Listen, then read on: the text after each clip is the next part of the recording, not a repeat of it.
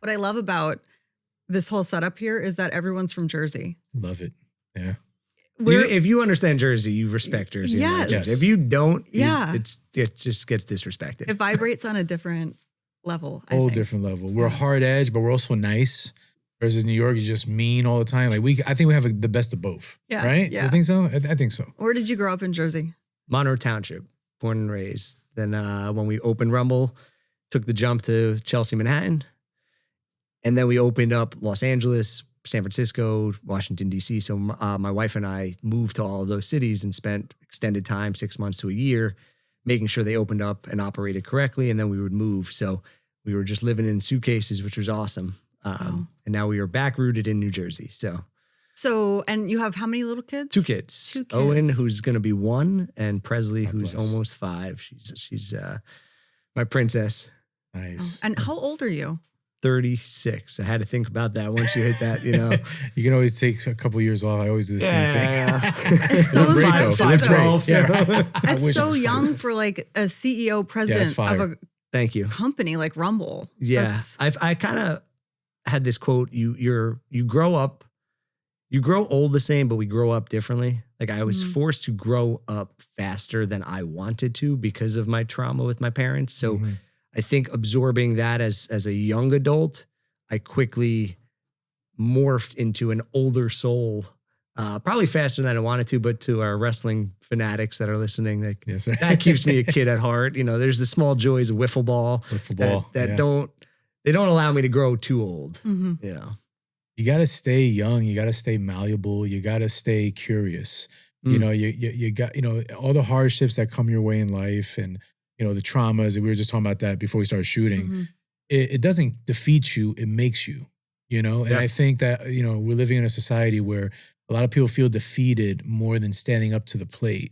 How do you stand up to the plate every day with, everything that's happened from your childhood till today? One, when I channel grief, I use grief a lot from an emotion that can I make them proud? Because now I have 2 kids. This is the hardest thing for me to deal with is I have my 2 kids who will never meet my 2 parents. I sit in the middle like Switzerland here of like, how does that happen? Yeah. These were your pillars for your entire life. They've given you, your structure, and now you've got your future looking at you, your 2 kids looking at you, and they'll never meet. So for me, I've got to make them proud, but I also have to make these 2, give them everything that I think they deserve. So all of the effort that I pour into building the brand or my personal brand, it's what can I leave for them? And my number one goal in life is to be a grandfather because I never had a grandfather and now they don't have my dad. So my one goal is to get old. How did you lose your parents? I know you posted about your mom yesterday. My mom, 6 years yesterday, was pancreatic cancer. And my dad was a heart attack suddenly on their wedding anniversary. They were celebrating. Me and my wife at the time, we were just engaged, filling out engagement card invitations. They were in Atlantic City, shout out Jersey. Got a call 11 o'clock at night. So you never know. That's not good. Never a good time to have a call. We shot down and I remember vividly driving and just gripping the wheel. And my mom called and my wife, fiance at the time, Julia, took the call off Bluetooth. It was probably the most heroic thing looking back because my mom told Julia he's not here anymore. I drove with hope. Julia did not tell me with fear that I would do something crazy behind the wheel. So I got to the hospital and I just remember running up to the front desk. I'm like, where is he? Where is he? And chills when I think about it because I could still see him. But he'll be 10 years in July. And that was the exact week that I signed on to join Rumble. And he never got to see it, which was just, that sucks, because you build something so you're so proud of. And like the guy that cheered for me my entire life doesn't get to see my thing. Was boxing always a part of your life? Is that something that your dad No, did? pro wrestling. I liked pro wrestling. And I was, so the original founders, I was through conversation, brought in as the 5th man to help conceptualize what the workout would be, the brand would be, the product. And there was no concrete, this is Rumble, Mhm. this is what we're doing. So the jump from my safety net of teaching at Orange Theory, Mhm. bunch of clients, was I'm betting on the people. And the original founders were just had a great resume. I said, this could be something Mhm. that bridges my brain and my body, because I was going to now work on the business, wasn't going to be reliant on teaching 30, 40 classes a week. So I said, we're going to do it. Eugene Rem, one of the founders, best piece of advice I ever got as a young professional. He said, if you're going to do this, you're going to drop the 30 other jobs that you have, because I was a hustler Mhm. and you're all in. And that's a risk. Yeah. You know, that's Yeah. that's paying. I'm living at home at the time, but that's paying everything that I'm paying for. Right. Mhm. And now this is a concept that I have no idea what it is in a Manhattan, nonetheless, most expensive city. Yeah. At the time the rent was $2,700, which if I got that now, I'd be like, Sheesh. Yeah. It does That's a not steal. exist now. That's a- Yeah. But at the That's a time when steal. you're living in mom and dad's house, it's like, what? How am I going to spend Yeah. that a month on rent? Yeah. Cheap. Is that a year? Wow. So that's how you got started with Rumble and signed on. Through Yeah. a mutual friend, Joey Angelo, who we do business with now on Sip Margs, our margarita can drink. But it was just, he was best friends with my older brother in high school. Mhm. And we would just always stay close through wrestling and Come through on. Tough Mudders and marathons and so forth. And I said, hey man, I just want to open my own gym. Quick text message. He said, Eugene said the same thing to me recently. You guys should link up. I was at an Orange Theory conference, called up this guy I don't know. We had a great conversation right off the bat. He said, come to the city next week, meet the team. Mhm. Met the team. And I said, all right. And I didn't know, to your point about the boxing, like I wasn't a boxer. So that was when we talked about earlier before we were rolling, imposter syndrome and Yeah. fraud. For the first 6 months when we're operating, I'm on stage Sheesh. teaching, feeling like a fraud. Oh, wow. I'm a boy from Jersey, didn't box. We have an amazing cast of founding trainers that have big followings, Mhm. boxing background. And I'm coming in here with zero confidence. Zero. So Right. my classes felt imitated. My wardrobe felt imitated. My vocabulary felt forced. It took 6 months to develop confidence in everything I've ever done got me to this place. Yeah. Trust that kid. Is it like a fake it till you make it kind of thing Yeah. where you just got to I always say through? imitate Yeah. and then innovate, Mhm. right? I'm going to imitate what you're doing because whatever you're doing got you to this. Mhm. I got to the dance. Now let me just innovate the dance a little bit. Don't need to recreate it, but let me bring my Put your spice to flavor it. it. Yeah. Yeah. Yeah. Yeah. And that's what helped set off my success in this industry. It's so awesome, man. I mean, I always piggybacking off what you're saying. I live by this quote. One of the quotes I live by. It's very simple. Jay-Z, the genius thing we ever did was we never gave up. Mm. And it's so simple yet so profound, right? Because think, and when you're talking about the 6 months, I know what that's like. You know what that's like, Jamie, to be stuck in some type of rut or some type of like everyday hamster wheel type Yeah. of thing, and you don't see the light at the end of the tunnel. But the genius thing is you never gave up. I mean, just imagine if you fell into that fraud or imposter syndrome and I don't want to do it. I'm going to go back to Orange Theory. Totally. You know, but the fact that you stood up in the face of the unknown, jumping off that cliff with no parachute, and look where you are here, standing, talking to us. It's amazing. Yeah. And you and I Yeah. have talked about that though, because it's like you have to get comfortable being uncomfortable. Yes. And you have to live in that and operate from that, because if you're not, what are you doing? How are you growing Yeah. and how are you changing and But I evolving? think for like our generation, everyone's preaching like seek your passion and all this shit. Like that is so daunting and discouraging because it's like passion might not pay your bills. Right. Like you want to find something that you're interested in, that you can learn and maybe become an expert in. But I think the term found my passion, it's, in my opinion, it's like that positive or negative, positive, whatever that is. It's like too false positive. Mhm. I'm not going to tell you to find your passion. I'm not going to tell you Yeah. to look for your passion because I don't find that to be the source of where I should lead my life, because I feel like you're going to be on this destination happiness of once I find my passion, I've got Right. happiness. Yes. Right. Yeah. I'm not happy all the damn time. We were just talking about therapy Yeah, and like, it's true. Yeah. I love what I get to do. I'm very fortunate to be in the industry that I work in because I love the industry, but I know the grind that this industry has. Mhm. Every trainer that's listening to this knows that they don't get paid unless they teach. Mhm. There's no sick time. They're counting heads to see how much money they're going to make. If, this brand fires them or cuts classes, they're looking at another brand to try to pick up classes because it's a hustle. That's what I was in, and that's what was burning me. I said, Mhm. I need to get into the business side of this, the operator side, because like Mhm. WWE, Yeah. there's longevity to being a talent. Mhm. I think there's 2x longevity on being an operator. Yeah. And so if I could bridge that between my brain and my body, that's where that's where I could go. But it wasn't like passion of boxing, It was like fitness overall was a love, Yeah. but it wasn't my means of like, to your point, I never wanted to quit because I loved the industry, Mhm. but there were moments of, do I become a teacher, gym Mhm. teacher, physical therapist? Right. Because What's your North this Star? isn't going to work, Yeah. And you said it took you about like 6 months to feel comfortable Yeah. being in front of those classes and teaching those classes. 60 people in New York City. Kevin Hart was one of my first sellout classes. I think it was like my Wow, 8th that's class. awesome. I mean, come on. You're Yeah. like looking at this. I'm like, Yeah. are you fucking kidding me?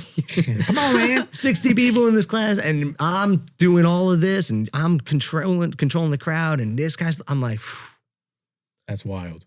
yeah. That's wild. How'd Takes that a lot. feel? It was one of those where you feel like you made it, Mhm. right? And I think there's something to be said about when you feel that, you accept it, you respect it, you love it, but then it's like, it's a drug because then you're like, well, how do I get Chasing that it. again? Mhm. The dopamine of the high, like, I did something good there. Yeah. Did something good there. Stacking the dopamines. Now my dopamine, I'm making my bed in the morning, Mhm. brushing my teeth for 2 minutes, started journaling. And it's so crazy as I think I've aged, the dopamine was less on people and more on personal, doing the hard things. The simple things are the hard things. Yes. That's Yeah. where my dopamine right now is coming I from. love that speech about making your bed in the morning. I can't remember. I've seen it on social media Oh, yeah. circulate. My It's the dad best. sent it to me, and it's like every successful person that I've ever met makes their bed. Makes her bed. Yeah. Yeah. It's the small 100%. dopamine thing. It's Yeah. crazy. It's really crazy. Yeah. It's a step by step. I told you guys before we started shooting about the time management class.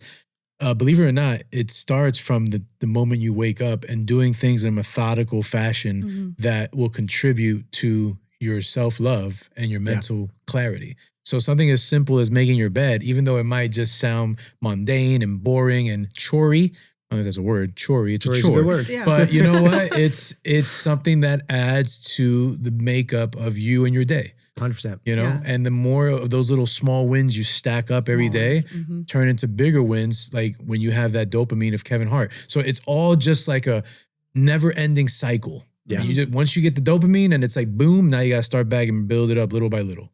You Right. know? So Love it. So how long did you teach for before you got involved in the business end of it? Always taught. So Yeah. I've been teaching I started teaching in 2010. I took a class at Monmouth University. Again, shout out Monmouth. Jersey.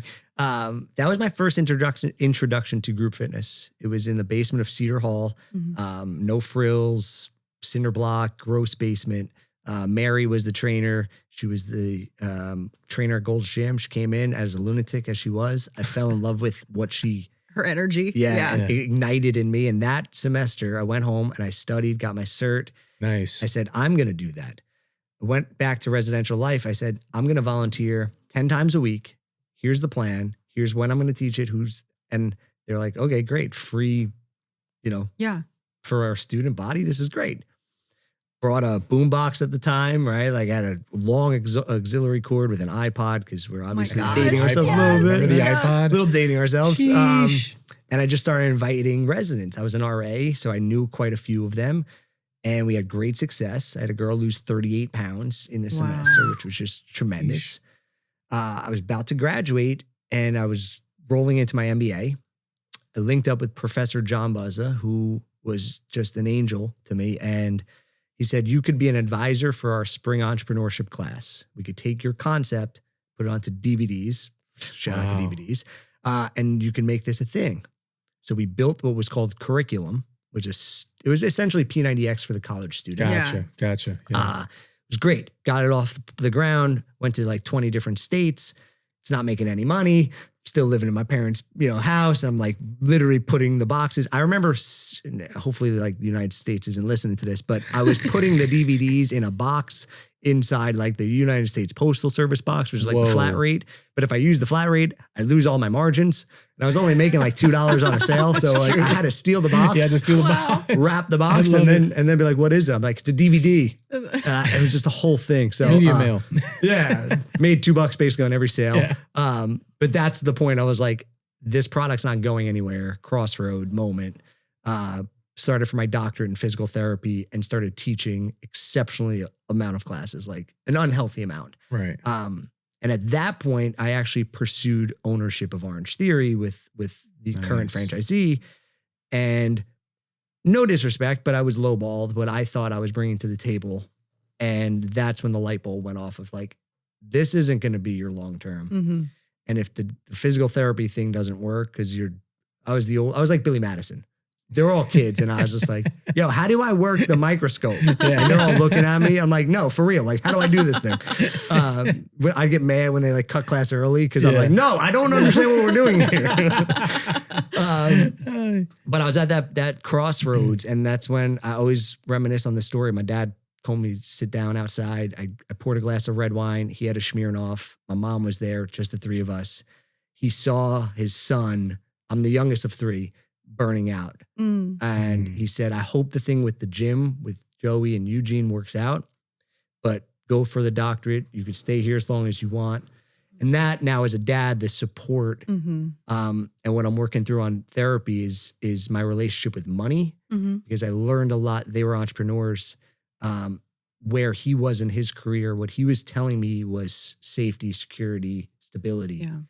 And I didn't know it at the time because I was too young and I didn't have money to understand it. So now at the position I'm in, my relationship with money sucks because I have money, some money. I'm not, but I have enough to think scarcity is killing me. And so I'm working on how do I live abundant? Yeah.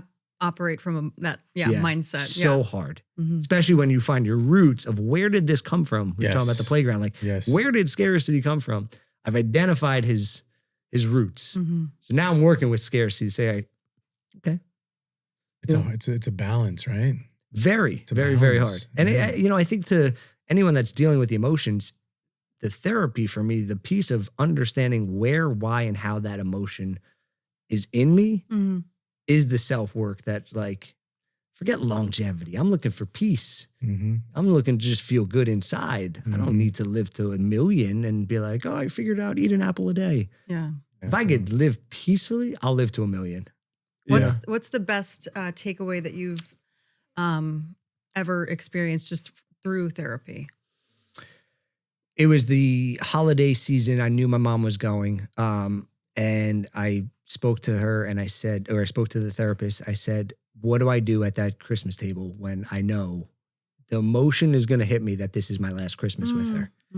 And she said, just count the blue things in the room. And I counted the blue things multiple times. She said, your brain can't process the two things at once. And it was her unfortunate last. And I think about that quite often because if my brain gets overloaded with the anxiety of something that I know will happen, stop. Count the blue things in the room. So I kind of use that tool now outside of just grief because the anxiety loves the future and it's giving us the fear of the future. What's blue? Yeah. It's like, slow down. Yeah. How has therapy helped make you a better leader when it comes to leading Rumble? It has never solved any of my problems. And I think that's people's misconception of therapy. It's like, I don't have problems to solve. It's not. It's identifying the shit that you're feeling and understanding where it is and why it's there. So my success, I think, translate from leadership and a trainer perspective is relatability. Like I know everyone that comes into that class has a story. They're in a fight. And so my best classes, we were saying, my best classes were when I was going through my hardest days because I was vulnerable and I didn't pretend like I had it all. I was sleeping in a hospital and waking up at 4 a.m. to get to the studio to teach class and perform to 60 New Yorkers and give them everything that they deserve. But I didn't hide the fact that I was going through this. Mhm. And that started to just develop genuine relationships with members that people were like, he's an authentic dude. And that's what broke the mold of where I needed to portray somebody. Mhm. And I said, I could just be myself. And Wow. that's what made ultimately just genuine connection. How long have you been in this current role? President seat now 93 days, I believe it is, to be Wow. exact. Nice. Vice president prior to for about 5 years, maybe, mainly just on product and experience.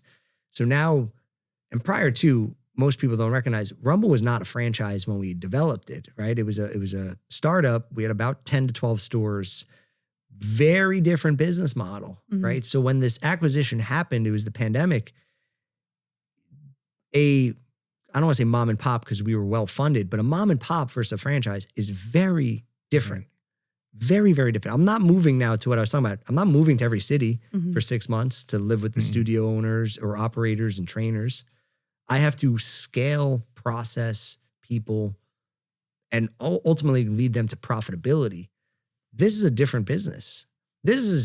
And they're not right or wrong. Mhm. Right now, we're seeing a lot of franchising, right? The world is franchising, but this was fun from a like kind of just a club, just like we're going there Friday night. Like, why aren't you here? What do you mean? Oh, you got to get here. We're all taking Danny's class. Yeah. Okay, cool. Yeah. So like it was just a hangout, Mhm. and it was creative of just like, let's do something fun. As it shifts, it's not to say it's not fun. It's a different fun. Now it's, how does this impact the business? How do I scale it? How do I train the trainers, the GMs, the owners? What does it look like on social? So I'm very fortunate to now have both lenses because this skill set is very different than what I thought I was joining. Mm. And again, not right or wrong. It's just a different skill. If you know how to franchise and you have been in franchising, it's a monster. Not easy, man. And I feel like, go ahead, please. No, I was going to say, we were talking about like what you feel before. The pressure I Mhm. feel in this seat is emotional because of where I came from with this brand, the care I have for the brand and the care I develop with the franchisees. And you tell me how much you invested and what it's doing to you. That hits me in the heart. Mhm. So I have a very hard time setting the boundary of like personal, professional, because I just want to be like, I'll figure it out. Let me work with you. Let me do everything I need to do. Mhm. That's not the answer, right? It has to be, what can I do to support you? What can I do to fix the system? Is that why you also chose to continue teaching classes? Yeah. Like because you're still so connected to the classroom. Yeah. I love to teach because of the connection piece we talked about, Gotcha. but also that's the product, Mhm. right? At the end of the day, like I need to know, and not to know from a control freak, but every song, every slide on the slideshow, every exercise, every combination, what feels good, what doesn't feel good. Mhm. And again, another challenge for franchising is New York versus, Wisconsin versus Alaska. That's different. It's all different. Yeah. Very different, right? Mhm. So the sound of, a Jay-Z track Mhm. might not land as well in a different In Alaska. market. How many cities are you in now? 75 domestic and about 12 to 15 in Australia, Dominican Republic, and so forth. So Sweet, man. I mean, and you were telling us about, getting into this new driver's seat role and how different that is. I compare it to taking a test back in grade school, right? It's easy, right? When you're doing the first couple questions, but that critical thinking Mhm. at the end of every test, didn't it suck?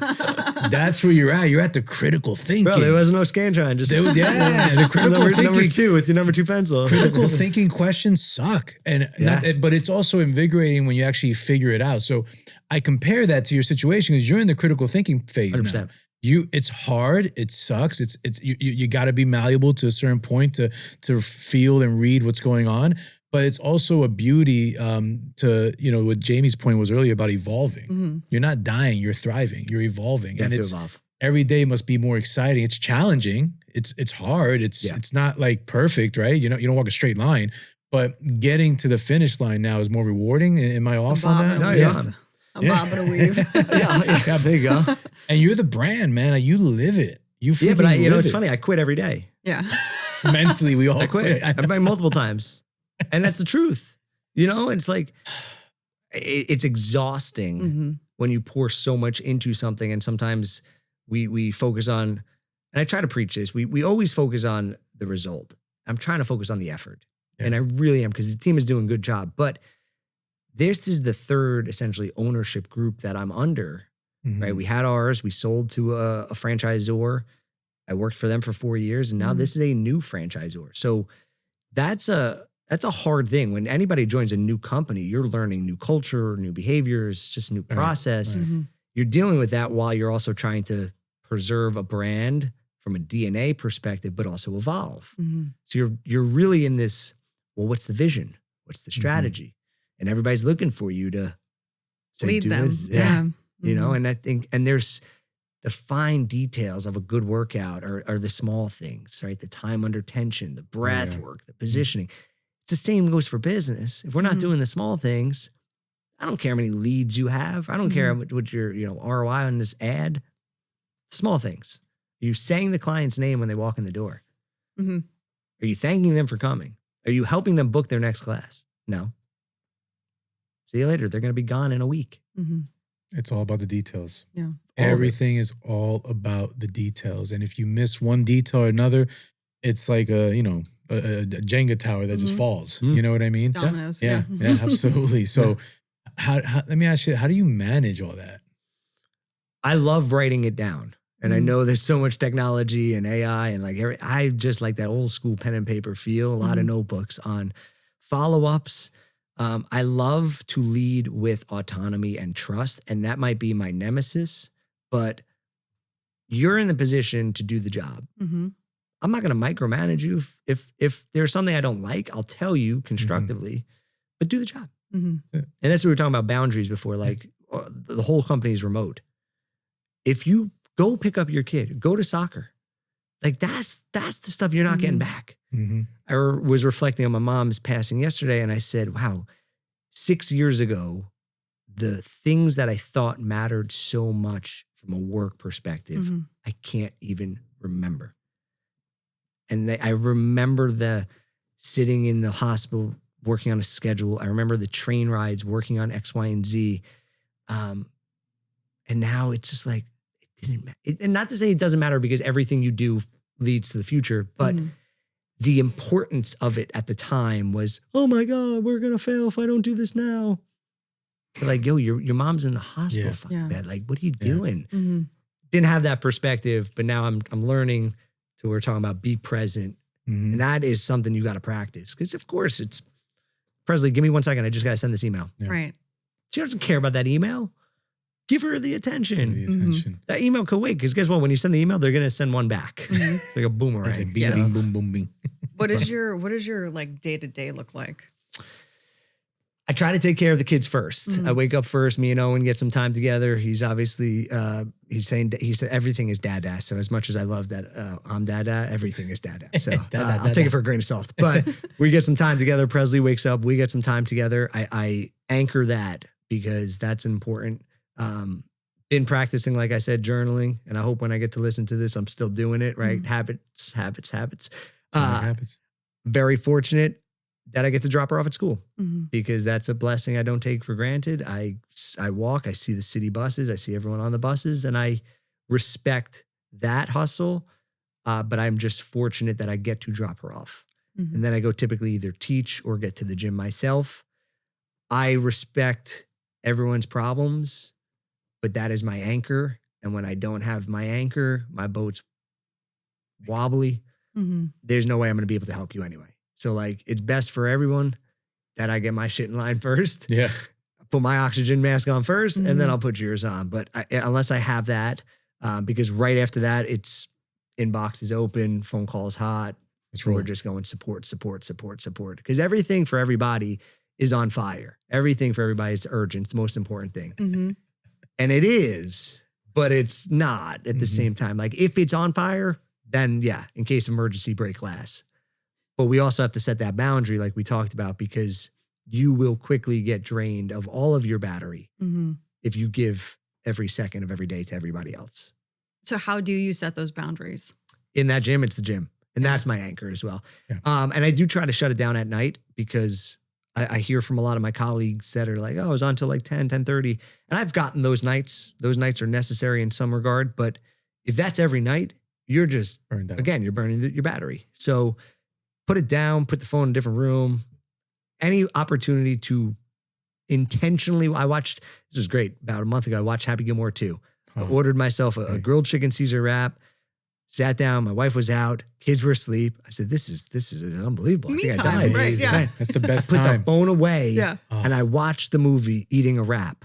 And I was like, I can't tell you when the last time I did this. Just That's intentionally amazing, man. watching something and eating something, something. without multitasking. Mm-hmm, mm-hmm. And it's like a core memory of me now. Like, Yeah. you know, it's so crazy how something being intentional to that. So I think it is setting that boundary. It's not balance. Mm-hmm. I don't actually like the word balance because I I don't think believe in balance. can't balance. I don't think that there is No, there balance. isn't. No. when you're working, go all in. And guess Yeah. what? That's off balance. That's a seesaw. Yeah.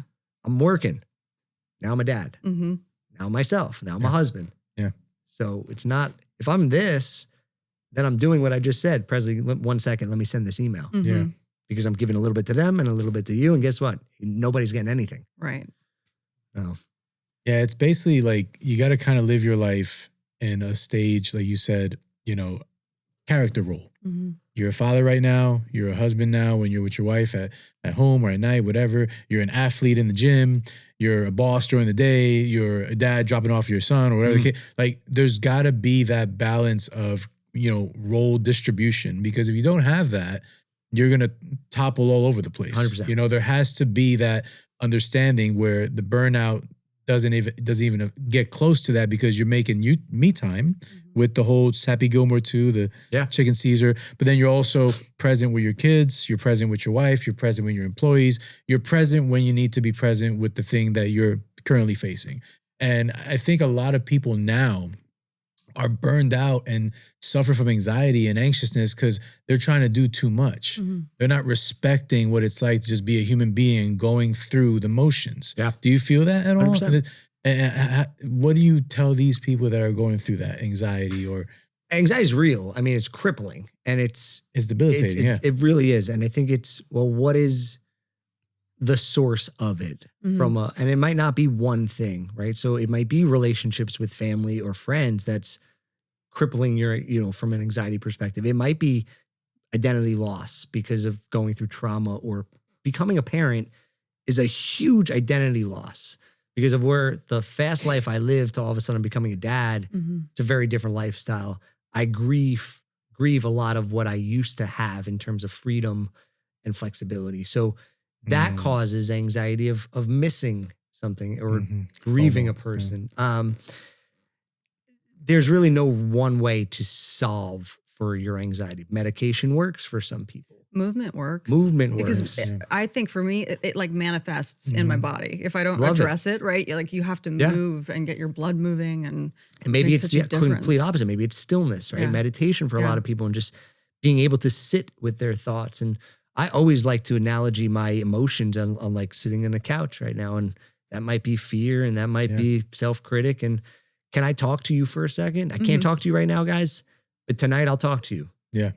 And we'll have a conversation. Mm-hmm. But if I let you overpower my conversation right now and flood me with the emotion, then it's crippling. It's Then I heavy. can't. Yeah. It's heavy. You can't breathe. Like, I need air. You're still a human being at the end of the day. Yeah.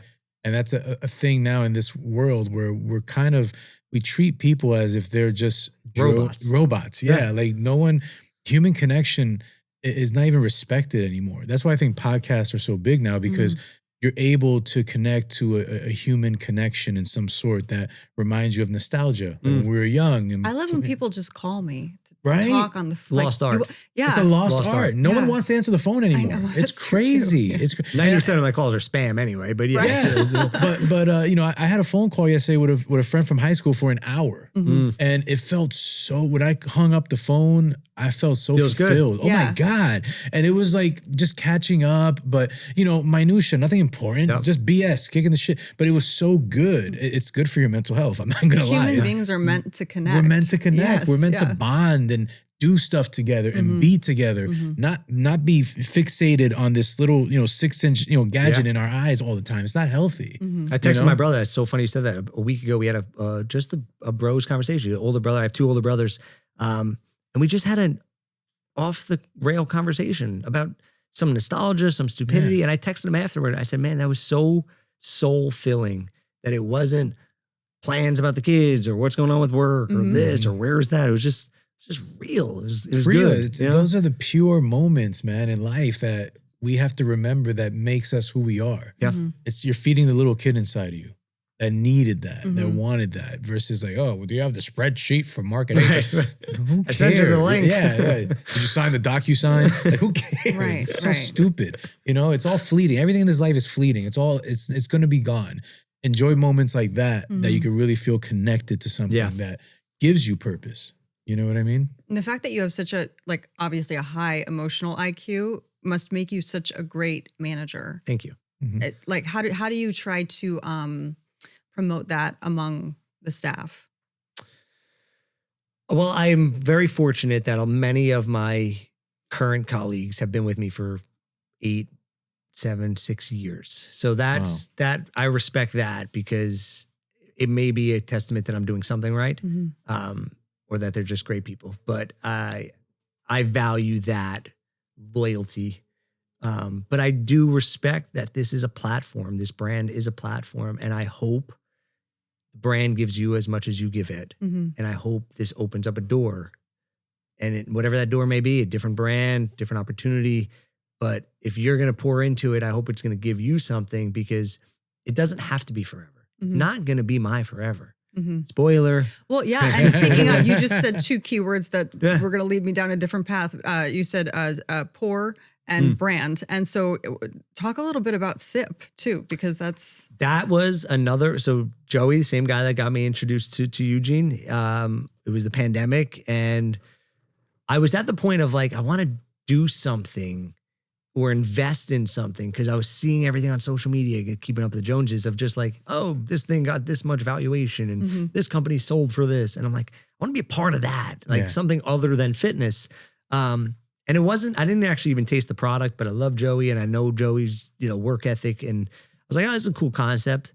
So me and my brother went in and we invested some capital, and we were not involved in the day-to-day at all. So it's, really just hoping and praying that it generates a return for us.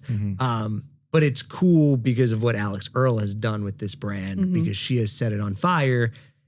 I mean, personality for days, another Jersey cat. Yeah, so we got to shout that out. Jers, man. When she took it, she has that magic to relate to her audience better than anybody. And once she got her hands on it and it starts to move, it makes you feel a little sense of pride, because you were in it when it wasn't hot, right? It wasn't like I jumped the shit when I was like, this is the hottest thing ever. Yeah, you were in it from the ground floor. We were for 4 years thinking, this is a dead thing. Like, we're not going anywhere. Like, and now all of a sudden it's booming. It's like, I was a part of that. That's awesome, Even though it wasn't, my money was a part of that, but I was like, I was part of that. I helped it. I made it grow. Yeah, I helped it grow. Right. Absolutely. what's your favorite flavor? What's your I like the jalapeno. Okay. I like going a little spicy, and I like pouring it out of the can with some rocks and making it like a little drink. There you go. You a spicy mar guy? Yeah, Spicy margarita? nice, I like nice. it. I Go like it. after tacos. That's my drink. Oh God, tacos, right? What's your favorite food? Eggs. Sound like me. Give me steak and How do eggs. you like your eggs? Give me steak and eggs. Right? I hard boiled a lot, probably a dozen a day. We try to get some Wow. going. Nice, nice. They're crazy expensive now. Yes. I never grew up with brown eggs, right? Like, Yeah. but Julie was just like, we're white. gonna get the organic farm raised. I'm like, and she'll make fun of me for listening to this, but I'm like, I didn't eat that shit when I grew up. Like, it was just some white eggs from regular ShopRite. eggs. That's Yeah, it. they're Yeah. on sale. The chickens are massaged now. There is a difference, though. Yeah. Chickens get pedicures. This chicken speaks English. I could tell. I'm like, what the fuck? For real though, like the taste is like exceptionally different. So now it's like, and I saw this the other day. It said like the things you're putting into your body have some self-respect, and like if Yes. you enjoy premium stuff, like that's where you put your money. Mm-hmm. I'll spend some good money on eggs. Peanut butter don't still imagine, gets me man. tripped up though, man, because there's one ingredient. It should not be like $16 Yeah, a it's jar. wild how expensive peanut butter, anything now. If it's healthy, it comes with a price tag. Yeah. That's what I learned. It's just what? It's crazy. $20 for, huh? Right. It's Almond butter? Oh my It's like God. a college loan. No, it's nuts. It's nuts, man. Oh, the times are changing. Yeah. Times are changing, man. But You know? yeah, when you have a premium product like Rumble or like your eggs, like it feels different. It makes you feel a certain type of way. And do you think that's why people are willing to invest in, getting that monthly membership or, whatever it is, drop-in classes? I mean, it's an investment, but it's worth it. It's worth it. I think the beauty of your brand, your business is that it thrives off community. Mm-hmm. And like you said earlier, we want to come because it's fun and because, where's this person on Friday night? She's not here for the class. Mm-hmm. Yeah. Community, if you think about anything like church, for example, like it's built on community. Your business is built on that community and people being in the foxhole together, seeing changes in their body, seeing changes in their mood and their feeling. That's something that they will carry with them for the rest of their life. So you're not just selling Rumble, you're selling a change of life. You're selling a new person's lifestyle forever, and they'll forever be indebted to your company because I'll of that. disagree on one thing, and respectfully, and this is probably going to hit most of those that are in the industry. It is not built on community. And here's why. Because I believe community is the byproduct of doing everything else right. A good product, a good staff, good hospitality, good amenities. And no matter what, you could have a happy hour, you could have a Bieber-themed music class. If you don't have the goods of all those others, they're not staying because in this current climate, there's so much competition. Yeah. I will find that community when I find a good product, good trainers, good hospitality, good amenities. They will have Bieber's class as well. They will have a happy hour as well. So that's where I think a lot of franchises or fitness people coming in, they're like, we have a great community. How great? Because the test is how long are they staying? How many community members are there? Because what's the bottom line? Profitability. You might have the greatest community, but if you're not making profit, they're not going to have a place to go because you're not going to be in existence. So I think the community piece it's a great, and it's very important to develop when you do all the other things right. I think, it's the coaches too. Like that's what I go to the classes for. Like I'm looking for specific coaches because there's just one girl, Avery, that she does a lot of like early morning classes. Absolutely love her energy. And it's like, that's what basically everyone in the class is there for her. Yeah. Well, it's like us in our wrestling world, right? Like I just saw John Cena's last Monday Night Raw and it's so jealous. They sold out of, I got a shirt thankfully, but they sold out of all merch. He can create an emotion. And that's what, I believe it's a Veery. You're in Westfield. Yes. Love her. Great person. Yeah. But it's creating an emotion. It's creating a feeling in that class that is hard to replicate. And you're not buying the squat. You're not buying the uppercut. You're buying what a Veery's providing and pouring into you, that she's seeing you, that she's inspiring you, she's teaching you. And that's what makes the magic. She makes you feel something, and then you're satisfied that you went to the class. If we don't feel a feeling in a wrestling arena, it's dead. That's it. Yeah. You got to feel an emotion, either if it's a negative emotion or a good emotion. Boos are better than the cheers sometimes. If you can get over and be booed, you're doing something right. The worst thing you could hear is... That's the worst thing you want to hear. That's why you get cut. Exactly. Because you're not creating the emotion. You're not connecting to the crowd. And for trainers, they will rely on the motivational quotes of, you're doing great. And I say, cut the bullshit. Either like identify who and what are they doing great and give that exact specific great cue. They do it. Don't say it. They do it all the time. They call out the bag, what bag number you're at. Love that. And if they know like what city you're from, like they'll shout that out and specifically tell you, what it is that you're doing right or what you need to correct. Love it. I think that's what people come for. Wow. Trainers are like the new physical podcasters. Like they're literally podcasters in the gym. Like they like you. Kind of like preachers, seriously, therapists. Yeah. So again, we said off air, 90% who you are, 10% what you do. Yeah. And I guess, is that more fair than community? Like it's about 9% about the feeling and 10% of what feeling. Yeah. That's what I'm saying. So it's like 10% what you offer, but 90% of that has to be how they feel. Connect. So like, I mean, you walked in, right? You see the artwork, you hear the music, you see the retail. It's a vibe. It's all It's all the feeling. Like, how am I feeling when I go into this space? And is it creating a feeling or is it not? And the hardest part as podcasters or performers is sometimes you just don't want to do it, right? And like, it's that's tough. The truth. Yeah, you got to psych yourself turn it out. on. Yeah, I mean, coming from TV, I call it red light reflex. That red light comes on and boom, you're on. You're on. And you just got to know how to do it. You got it. And that's the hardest part for a lot of trainers that don't realize it's not about you. They're spending their time and their money in that class. Not to say fake it, but sometimes you got to put a little bit of you to the side and deliver. Inactive. Right? Yeah, you got to give because listen, I've had more subpar classes than I've had great classes, but even on my worst days, I could still say I've given you everything that I had. Might not be my everything that I always have, but I gave you everything I got. Yeah. Some days it's more motivational. Some days it's more funny and sarcastic. Some days it's smart, but I give you whatever I got in the tank. And I always leave off that stage better because of what I gave you and you gave me. That's what, for me, fills my cup. It's that mutual benefit. That's what works. Because if I don't get it from you, you don't get it from me, we're breaking up kind of thing, you know? And it's okay. You know, it's, like Jason said, it ain't for everybody. For everybody, man, yeah. And you can't dial it in either. No. People read through bullshit. They can read, like, if you're really interested or you got to be real. You can't dial it in and you got to show up and just be the best version of what you can be. Even if you're at 30%, you got to come up with that extra 70 somehow, some way. Or 30 is the 100 today. It's all I got. But I'm still going to give it the best I have because, you know, people are giving up their money. They're giving up their time. And money, I mean, you can always make money back, but time, you can't make that back. That's your biggest asset you have. So even when you don't feel like doing something or you don't feel your best, you got to make sure you come up with the best you can because you have to respect the person's time. 100%. You know, and that's a fair exchange. And it makes you better because you actually get better when you do all the sucky parts when you feel sucky. You know? Just like making your bed. Yeah. It goes right back to it. Yeah. Oh, you know, when you're it's 4:30 in the morning, I gotta wake up. Oh, I don't want to do it. Well, you will go at 3:56 today, man. Don't be lying to the people. I suck. Yeah, today I suck. Tomorrow will be better. What are some of like the biggest lessons that you've learned in the gym?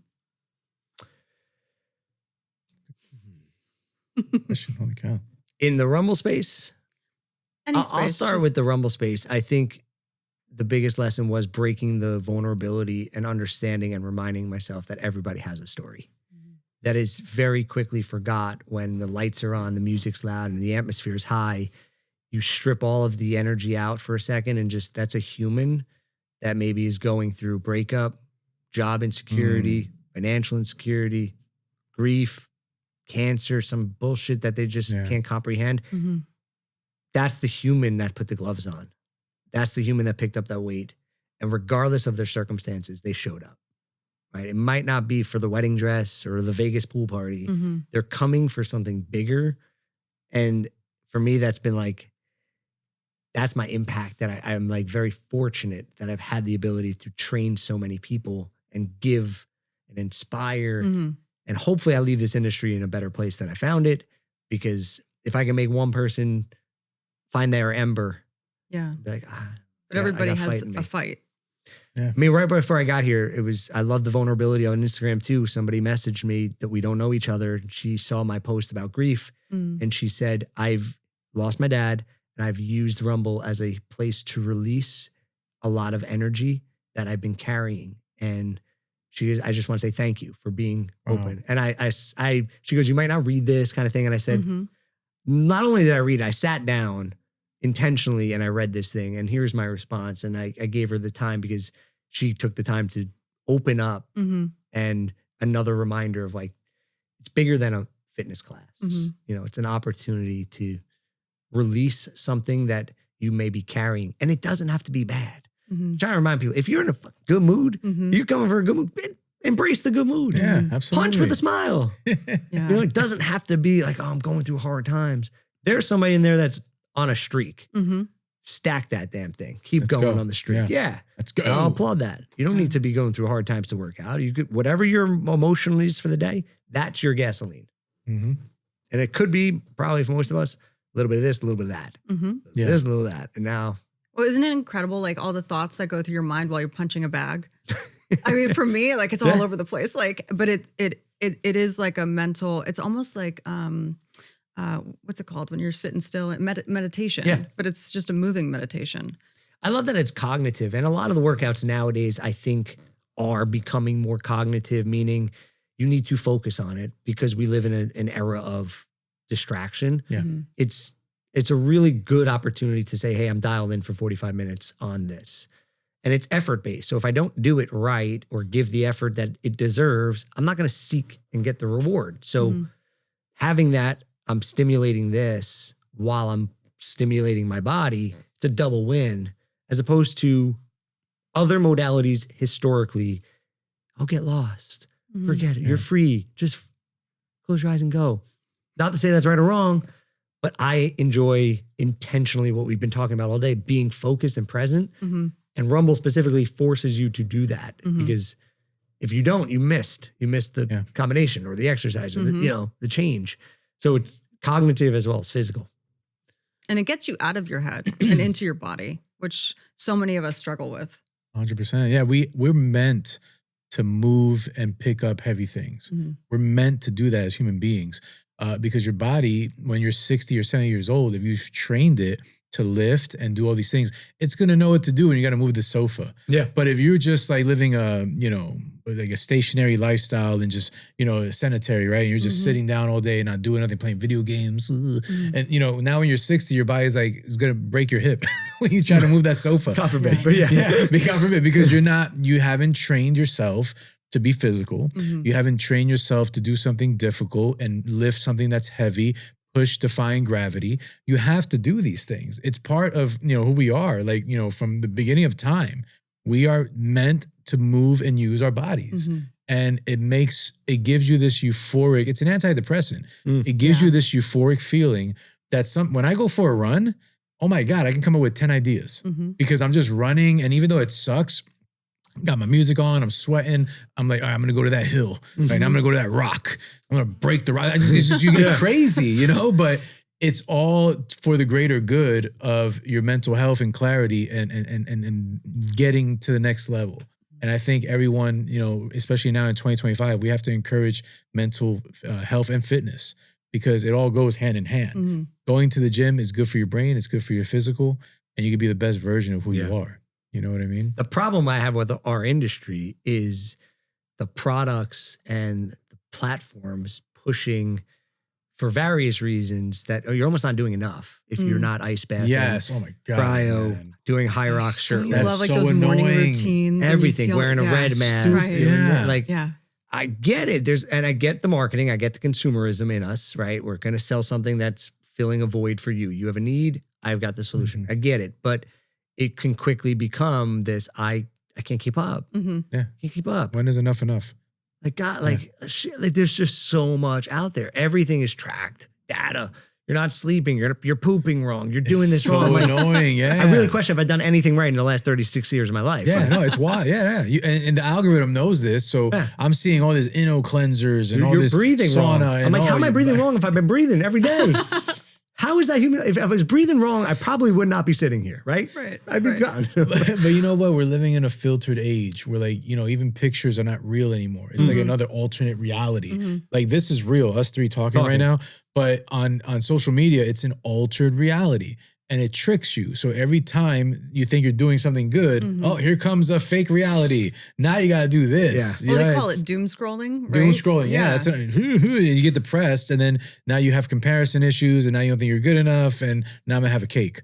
Totally. And then it goes down that whole rabbit hole. So the doom scrolling stuff. Yeah, the doom scrolling that's just, look, it's an amazing tool, but when it's abused, it's destructive. It just causes the comparison. We all go through it. Every single human being, don't care who you are, top of the mountain from the rock to literally a pebble, you will compare in some form or fashion somebody else's life because of what you're seeing.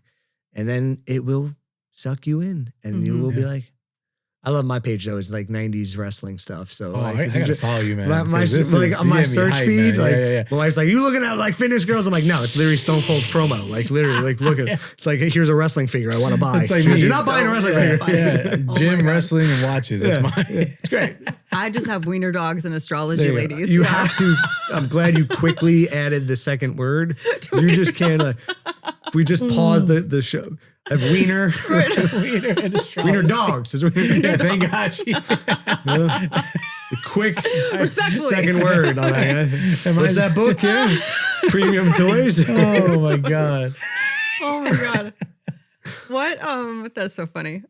What is the best advice that you have received in business that has impacted your leadership style? Anthony DeMarco, one of the first founders, said one of the first days with me, put yourself out of a job. Did not understand it. When we were hiring somebody, I was territorial right off the bat, thinking he's gunning for my job. I didn't understand putting yourself out of a job is positioning you to promote yourself. So building process, teaching somebody behind you to do it so that you can do the next thing. That was the best piece of advice. Put yourself out of a job. That's awesome.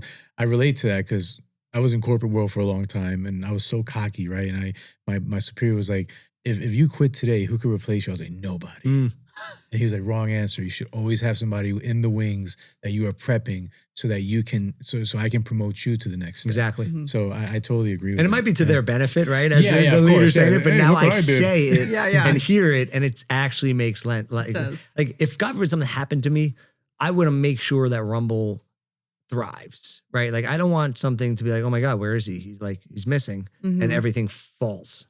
Correct. It has to have a process so that it's not relying on the people. Sustainability. And hopefully, building some systems that could outlast me because we said it's not forever. Yeah. So hopefully the engines continue to run.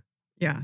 But I love that you said nobody. That's so Scorpio of you. Yeah, I was super Scorpio. Did you say it out loud? Yeah. I was like, nobody. No, I was dead a little bit. No, I was dead serious. I was like, AJ, nobody. Nobody. I was dead serious. You went heel. I was super heel there. I was like, no, you're going to believe this. If there was a crowd around me, they would have been booing me. Yeah. But yeah, it was, I mean, I was 24. I thought I was hot shit, and, I had the best numbers in the company and security. And then, so of course I'm going to say that, and then when he said that, and again, I love him to death. Shout out to AJ. To this day, that sticks with me, that I never get too big for my britches.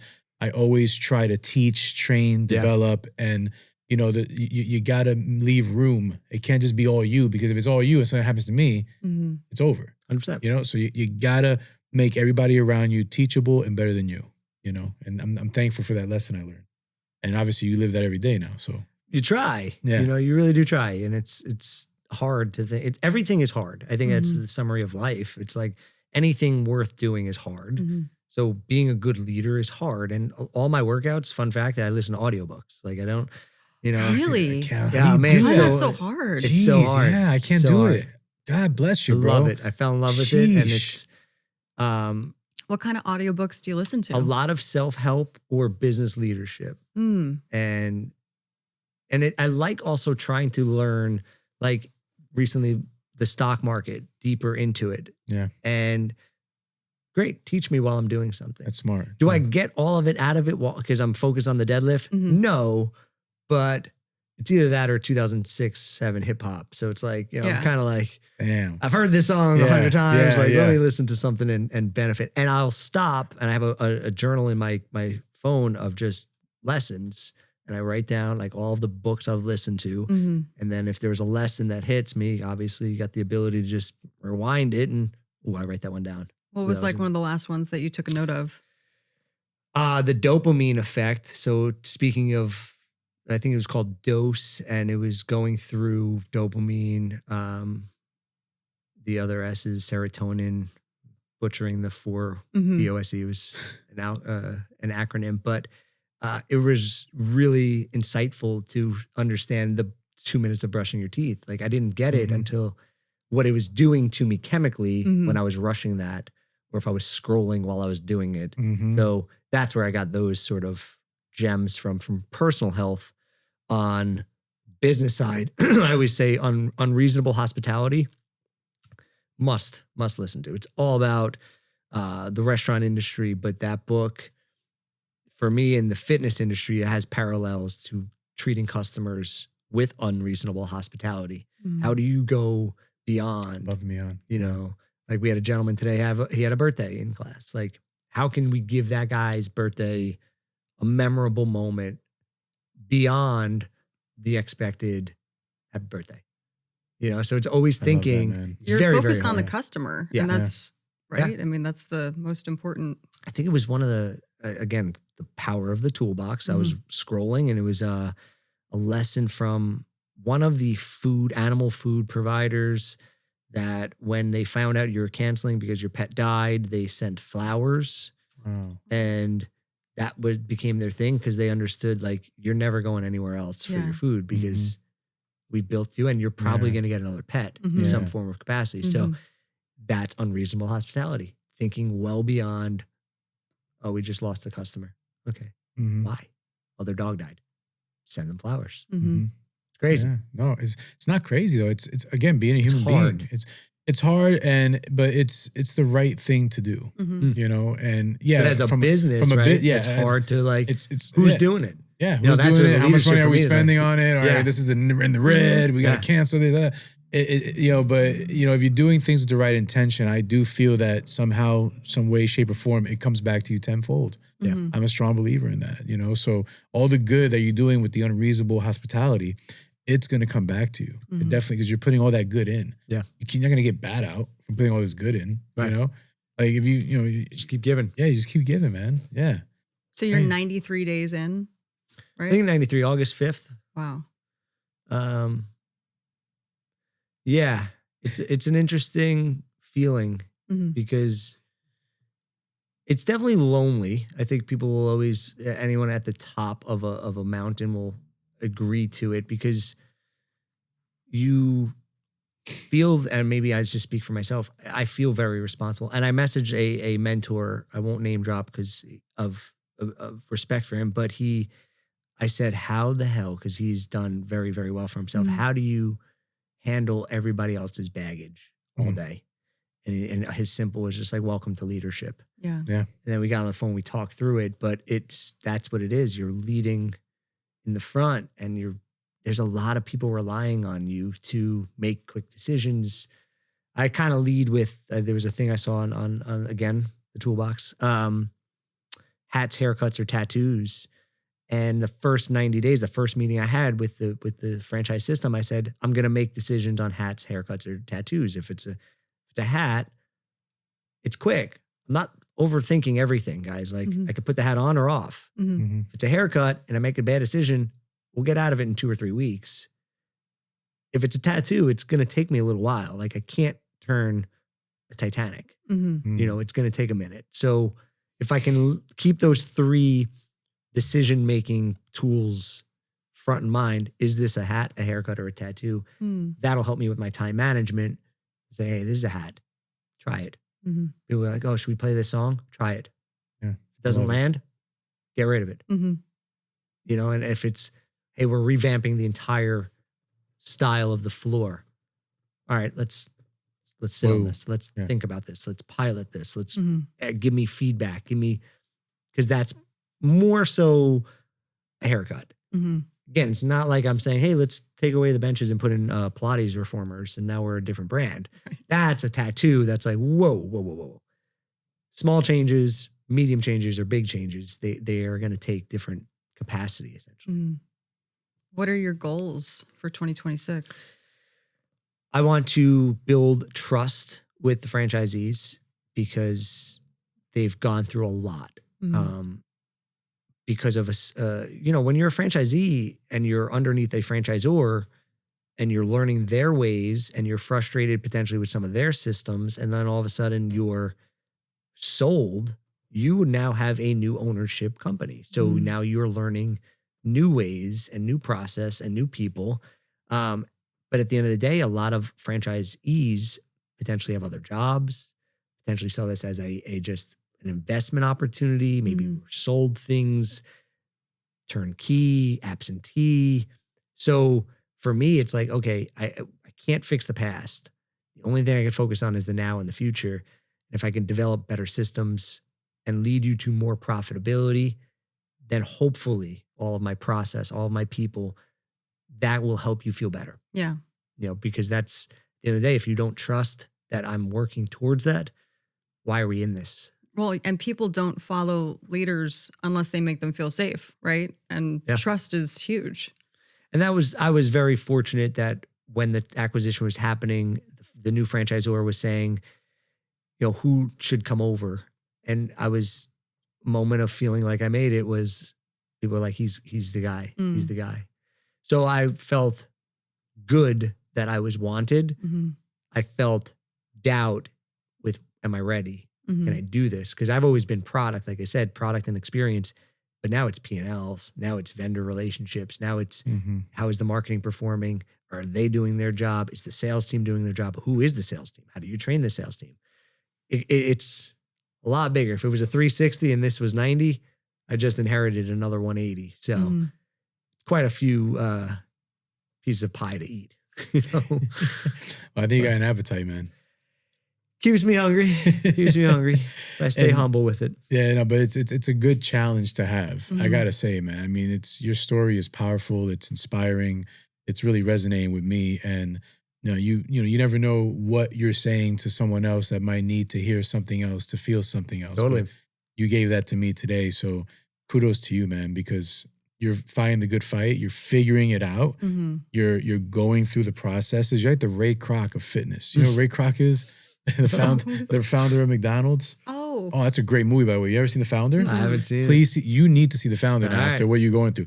So he would manage the franchisees, and every McDonald's is the same way. You can't sell steak sandwiches. He had to talk to them about this and the profitability. So telling me, please watch it, because I mean it's a whole different world from fitness, but same systems, same processes, and he had to eat the cow and just get yourself a chicken Caesar wrap. Get some fries this time because it's Phone McDonald's. in the other room. There you go. Watch The Founder. Michael Keaton did an amazing job. That's an amazing movie. I think you'll resonate with that. Love it. But that's what I felt when you were talking about dealing with, building the relationship with the franchisees and how can we be profitable? This is just an investment. He dealt with the same exact thing in the movie. You'll see. Nice. You'll love it. Yeah. Well, it's because I think a lot of people externally will give their opinions that haven't done it. And I think that's another thing to your point. People like to give opinions? God, man. Shocker. But you haven't done this. You haven't scaled a brand to 100 studios and dealt with 100 different personalities. And, Sheesh, I know. So it's hard to be respectful of opinions and noise and criticism. Do you get a lot of unsolicited advice? Yeah. How do you handle that? Well, I get a lot of, arbitrary blanket, marketing sucks. Product sucks. Trainer sucks. Okay.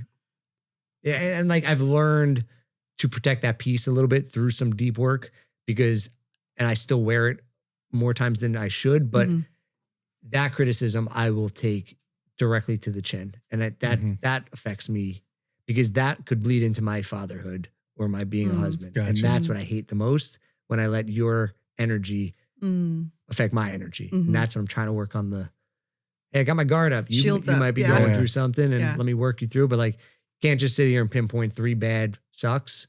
What? Give me a specific and let's talk about it. Also too, I feel like one of my best managers in news, she would say, don't come to me with a problem unless you also have a solution. There you go. Yeah. Wow, Didn't have to be the right solution, but just at least come with something, right? I had an email recently from a franchisee who criticized constructively to that point about a system in our marketing department. And he articulated so well. He wasn't like, you do this wrong. It was, hey, I see what you are doing. I've done this for 25 years and this is what it was. And so I hit up the marketing team. I said, get on the phone respectfully, because that came at it from a position of care. It wasn't criticism. It was a solution to a problem. And I was just like, that's great. Like that, those emails, they're nice. Because as bad as they may seem, they're not coming at it from I hate this. They're coming at it from I see the potential in this. Yeah. Which I really love. Wow. Yeah, it's wild because, same thing with me when I worked in corporate. Jerry Heron, God bless his soul, he passed away. But I remember him telling me, I don't need reporters. I need action makers. Mm. You know, like, do you work for the news? That was always his line. Do you work for the news? Because there's a lot of reporting now. Yeah. Oh, but they didn't do this. They didn't do that. But again, 24 years old, hot. Love that. And those things, they stay with you. Mhm. And, to your point, now that you're in a position of leadership, you could drop those jewels on people and that, are just coming with these blanket, judgments. Oh, this place sucks. This thing sucks. 9 times out of 10, they're just unhappy with themselves, or they're projecting onto you their insecurities and their fears. And you just got to put that mirror right back on them. Like, dude, that's not, you got to figure that out. But now you're in that leadership role where you can tend and nurture and cultivate these individuals to be better than, what they think they are, and create that culture. I had a friend start a new job this summer, and he said, I asked him how it was going, John, and I said, how is it? He goes, I don't know if I like the culture. And I gave him one piece of advice that he really respected. I said to him, change the culture. Mm. Mm-hmm. He goes, huh? Because if you don't like it, and I said this to the New York team recently, and I said, I can't be what you want me to be. Mhm. I can't be here every day. I can't be in all of your classes because there's a lot of things I need to take care of. If you don't like the culture, now's your chance to change it and not just criticize what we were or where we were. Mm-hmm.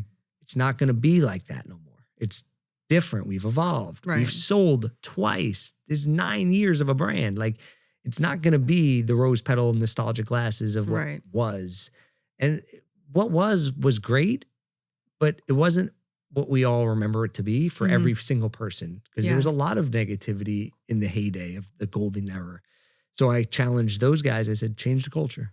So if you don't like where you're at, and you have, everybody has the power to, regardless of title, to change culture. Get on the Zoom, smile. It's my dad's favorite camera. thing to say. He's like a longtime UPSer, like almost 30 years. And his favorite thing to say is make your own conditions. Love it. Yeah. It's so powerful.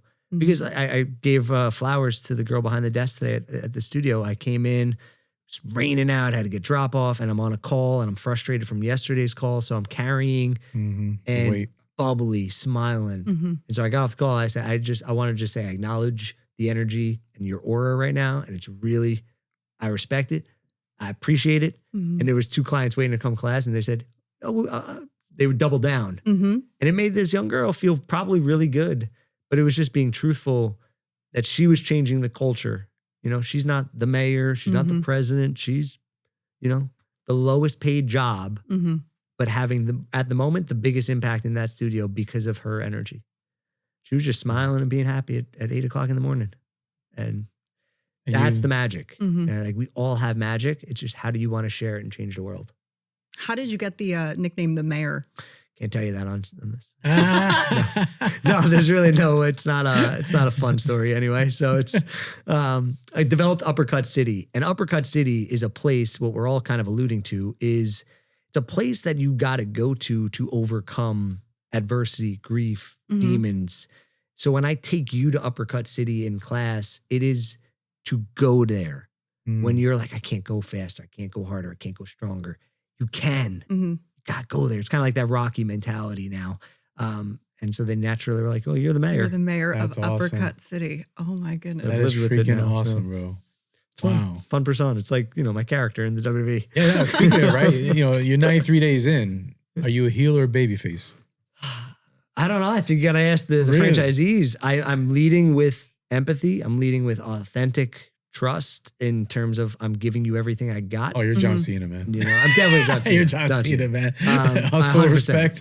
Yeah. I love it. And I'm going to give you everything I can. And if it's not enough, then it's not enough. But I'm not going to go down without a fight to help you and support you in as much as I can. But in that same regard, I'm going to have my boundaries, and I'm going to have my role as a dad and as a husband take priority, because that's going to be there in 25, 30 years. Yes. This won't. Have you ever been in a real fist fight? No. No. I'm thankfully been, I don't know why I've been liked. I've been liked in life. People like me. I don't know. That's a good thing. He wants to get punched in the face. I just love that I've never been in a fight either, but thanks to Rumble, like I'm ready for it. Like well, that's good. You're prepared. But like before it happens, like you got to tell them, like, listen, I got to put my wraps on. Right. I got to get my stance. Yeah. I need the projector to show the punches to throw. Right. I'm like, what are the sequences? Yeah. I need you to lower the lights. Right. And when the beat drops, I'm going to go 1s and 2s for speed. But until that.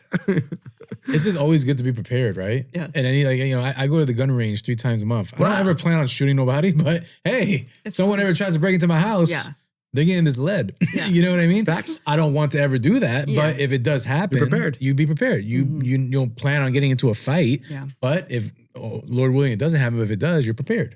So, a lot of life is more preparation than, you prepare. But when that moment comes, the execution happens and you come out on the other side shining, man. Totally. You said something real quick about when you acknowledged this morning when it was raining, and you said, I appreciate. She had all the energy. There's a book called Monday Morning Leadership. Have you ever read it? No. Please make it part of your arsenal. I can't read, by the way. Not that I can't read. Audiobook. Yeah. I hate when I say I can't read because people are like, damn, can't get. I'm like, I could read. I just. It's like a 45-minute listen. Oh, nice. Super awesome. It helped me a lot when I was young. And some of those lessons I still take to this day. And you did one of the lessons from the book. It's called the bucket system. So when you're in the position of leadership, you can say or do something to drain an employee's bucket, or you can say or do something to fill up an employee's bucket. So, just you giving that employee some affirmation and some positive reinforcement, you just filled up that bucket for God knows how long, maybe 3-4 weeks. Yeah. You know what I mean? Versus you coming in there or being nasty or dismissive or, oh, thank you, bye. Now you probably drained her bucket. So, it just made me think of that. So definitely add that to your arsenal. Monday morning leadership. I always say, I know we probably have to wrap soon, but I work for the front desk, right? I work for everybody. Essentially, those are my bosses. And if I come in there with the title and I try to, I'm very humble because I appreciate where I'm at. But if that girl has a really just sour morning to the customer, I don't care how good I am on that microphone. Yeah. I have a hard task ahead of me to change the customer's energy. Yeah. 100%. She's coming with the smile. You ready to take class? Yeah. All of a sudden you're like, hell yeah, I'm ready to take class. My job's easier. Yep. My job's easier. 100%.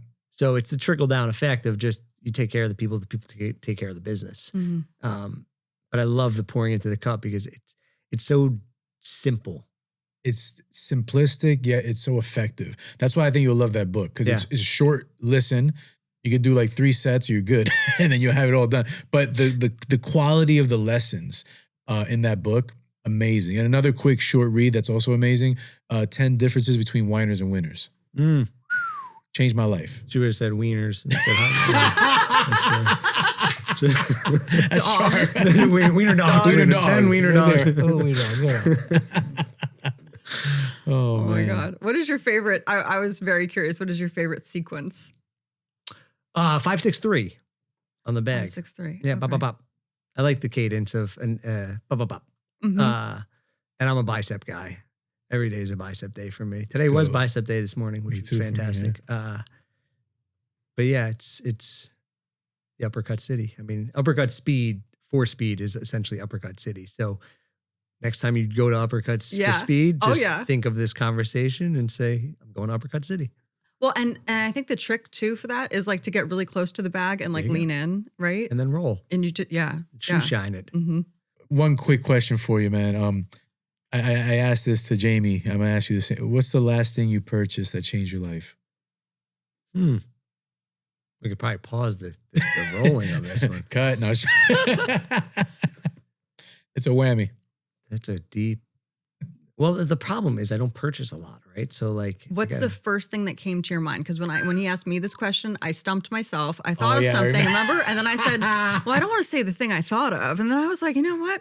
Fuck it. I'm going to say the thing I thought of. What did you say? It was a good answer. It was a great answer. Can I steal our answer on the Scantron? No, I didn't wear those. It's a pair of Christian Louboutin boots. No. They're life-changing.